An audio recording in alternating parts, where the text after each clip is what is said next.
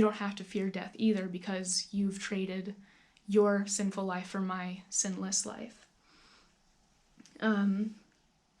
After he tells them his message and that and warns them of what will come later, he rises on clouds, which is a sign of God in the Old Testament, to go be with God, his Father, again in heaven. But before he leaves, he tells his followers that one day, a day that even he, the Son of God, doesn't know, that he will come back to earth, and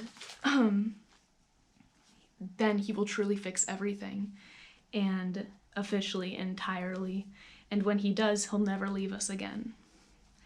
And when he does come back, every person, past and present, who followed him will be reunited with him, and he will protect them from the end of the world that he's going to bring, to get rid of the old broken world and to create a new good one for God and his followers to live together in, just as God and man lived together in the garden before sin was introduced.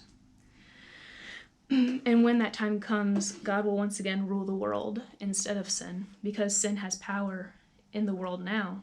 And it says in Revelations 21:5 through 8, "And he who is seated on the throne, who is Jesus and God who is King, he who is seated on the throne said, 'Behold, I am making all things new.'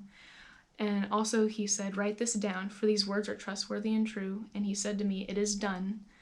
I am the Alpha and the Omega, the beginning and the end. To the thirsty I will give the spring of the water of life without payment,'" so they don't have to do anything to receive this life. "The one who conquers will have this heritage, and I will be his God, and he will be my son.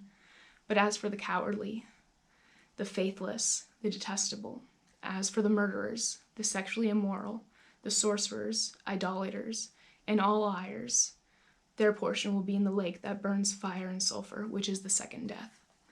So when he returns, and he brings a new world, a new heaven and a new earth, the people who follow him, who believe that he is God and took his sinless life and gave him our sinful life, they will rule with him in the new world and will be able to be with him for all eternity.